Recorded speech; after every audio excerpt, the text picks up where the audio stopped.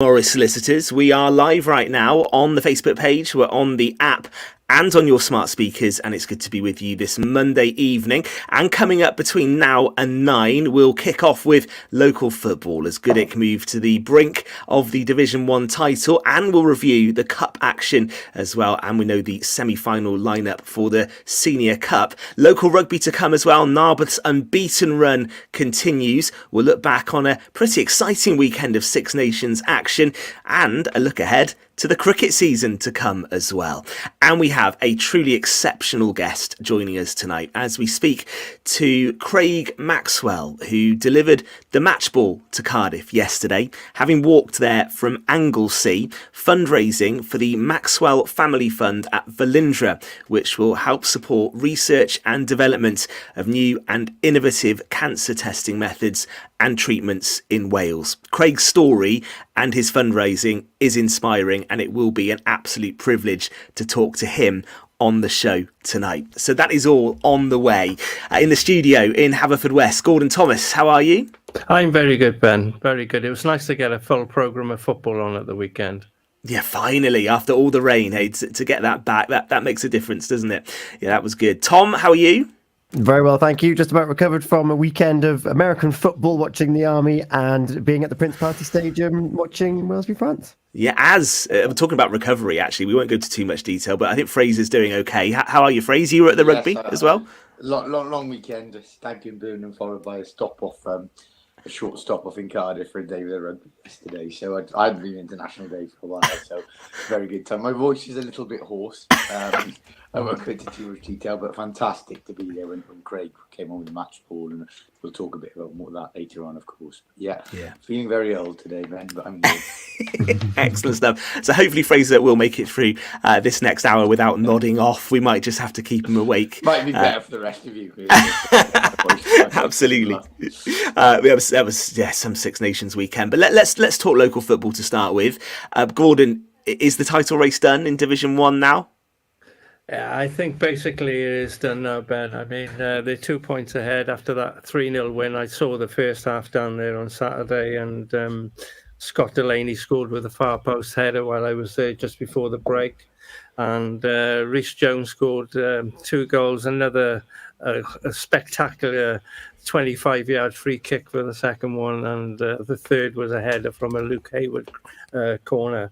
Yes, Hakin had to really win that game. There's no question about that. They know that themselves to have any chance of staying in the title race. It's no longer a title race with just 7 games of the season to go now. I believe. I think Goodwick are going to win it at a canter now. Yes, as simple as that. Fraser, would you agree? That was a good win for Goodwick, wasn't it? 100%. It's done. It's done. I think three wins in the last 7 games is what they need mathematically to be champions, and that would be if Hakin took maximum points. They haven't lost all season. You know, they've won 13, drawn 2 out of 15 league games. It's inconceivable to think they won't get the points they need from here at 9 from 21. And look, you know, they've been the best side. You want to see a competitive tie race, of course, everybody does. And you always think we're good at caking games because of the past that there's jeopardy in them for both teams. And you're going to get a lot of drama and excitement. And they've actually taken that out of the equation now. They've played them 3 times this year, and they've beaten them comfortably twice.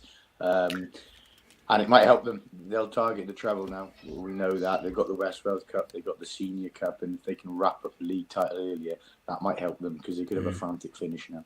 Yeah, it'll be an interesting semi-final against Penlan. As you know, they are the holders. They beat Hakin at the Swansea.com Stadium last season. So right. It's going to be... I believe the semi-final will be played in the first week of April.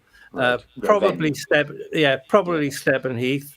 It hasn't been announced yet, but that will be a cracker. Yeah. And there is the possibility of having an all Pembrokeshire final against, because Merlin's Bridge have got through to the other semi-final.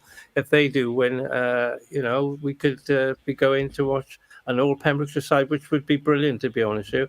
And it's great to see Pembrokeshire League football doing so well in these cup competitions, because I think we had at least 4 teams in the quarter-final stage. And that's fantastic for a small area like Pembrokeshire. Yeah, that's really good. We should mention, Fraser, the other game in Division 1, Kilgetty 4, Monkton 6.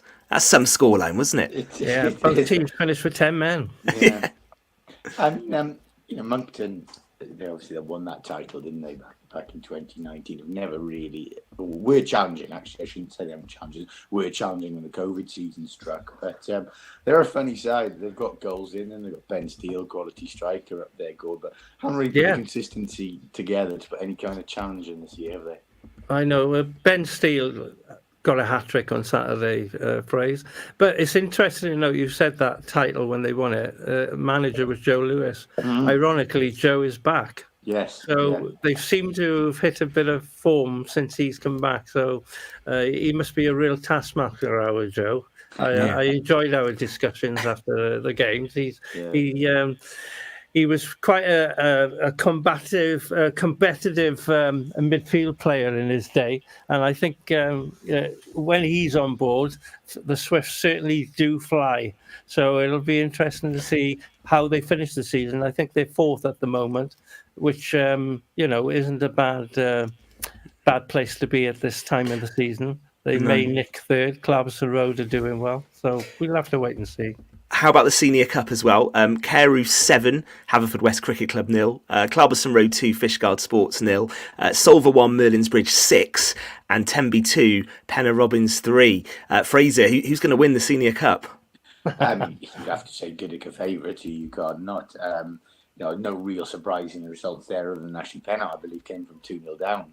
They did, and won in extra time, Fraser. Against Tenby. Shame for Fishguard, because they're almost certain to be relegated now. I thought that perhaps kept their season alive if they'd stayed in the Senior Cup. But it sounds a generic, safe thing to say. You have to say Goodwick are favourites of the holders, and they haven't been beaten by a Pembrokeshire side all year. But if you are going to be Goodwick in something, it is going to be in a cup, isn't it? I think in the league they're by far the most consistent team. But if you want to be playing them in a one-off occasion, it's probably your best chance. Yeah, Gordon, would you agree? Yeah, certainly. Good. It was interesting to know too, Fraser, that Sean Pemberton actually played for him on Saturday. Sean played over a decade at Haverfordwest County, and he came in the back alongside Scott Delaney to give James Bryan a rest. I think his wife or girlfriend, I could see her pushing the pram around, so she's just had a baby. Oh. So you've got the perfect foil. It's Scott for him to come in, Sean to come in and play. He's such a quality player as well, and instills a lot of experience around, such confidence at the back. So Hakin had no joy getting past him on Saturday, that's for sure. Yeah. A shame for Milford, as you just said, actually, in the West Wales Cup. They were beaten, weren't they, 3-0 by Penlan. Phrase we'd said on the show that was going to always be a tough game for Milford. Yeah, I'd hoped it'd be banana skin for Penlan, where they'd come down and done a very professional job with the West Wales Cup holders. They were favourites. It'd be nice to have had 3 Pembrokeshire sides in there, but that good at Penlan semi-final, your sense is going to be huge now. And Merlin's Bridge, they've been well beaten by Goodwick in the league, so they'll probably be happy as well to have avoided them. And like I said, then we'll want to play Penlan or Goodwick in a one-off occasion. But I'd fancy Merlin's Bridge. You look at the side they've played; they've only managed 7 league games all year in that Swansea division. You'd like to think they'll be undercooked. So we really do hope Goodwick Merlin's Bridge at the West. That would be great, yeah. That would be some occasion, wouldn't it? So plenty of action in local football, as Gordon said. Great to see matches back after all the wet weather. In the first hour of the show, loads going on in the first hour of Pure West Sport this evening. We heard from Liam Gadd, the head coach of Narberth. Another win for them. Gordon, that title charge, nothing stopping the Otters right now, is it?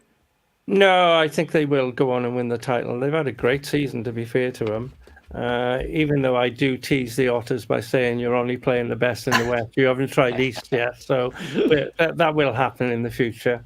But no, that fair play to the boys there. They've had a fantastic season, and they're winning quite convincingly in a lot of their games as well. So that just goes to prove that their all-round game is very good. Yeah, absolutely. And we will follow that title push. I know KT will be with Narberth again for their next couple of games, and we'll always bring you really good reaction. Liam Gadd, always happy to talk to us as well. Just to mention, phrase in Division 2, Tenby United had a bumper win as well, didn't they? 59-7 away to Amman United, and a win for Milford Haven against Tickross, 17-13. Yeah. Big win for Tenby, actually, because St Clair's first and Lacher were first and second going, were playing each other. It was actually St Clair's beat them and looked still favourites of the title, actually. But Tenby had the chance to make ground on one of those teams and they took it. So they've gone second now. They're still 20 points off St Clair's, 3 games in hand, so that the title is still, they're still at play St Clair's as well, but they're in a promotion spot. And Milford, we spoke to Steve Martin last week, they've been performing well, just not getting over the line in tight games. So it was pleased to see them come through 7-3 there. They needed that win as well, and they look pretty safe as well, so they've done well. Yeah, okay. Pembrokeshiresport.co.uk, as ever, great coverage from the weekend's rugby and photos and match reports from all of those games. We might come back to that actually a bit later. We're going to look back on the Six Nations. We're going to talk cricket as well. It might be March, not long to go now. The fixtures are out, so we'll do that in part 3. Also, Cheltenham starts tomorrow. I'm sure there'll be plenty of Pembrokeshire interest over the next 4 days, so we'll do that as well before the end of the show. But coming next, we are going to talk to Craig Maxwell, who had the honour of delivering the match ball at the Principality Stadium yesterday. Fraser was there to watch the moment as well. And we're going to talk to Craig all about it. He didn't take the most direct route to Cardiff, going from Anglesey, walking all the way to the stadium. He started, I think, on Valentine's Day, actually, on the 14th of February, and he's doing it to fundraise for a really, really important cause. We're going to hear his story and talk a bit more about it with Craig in a few moments' time. You can get involved as ever as well. Leave us a message on the Facebook page. We can read some of those out. Any thoughts on some of the weekend action, do get in touch. But Craig's with us next, this Monday evening on Pure West Sport. Eaton-Evans and Morris Solicitors have traditional values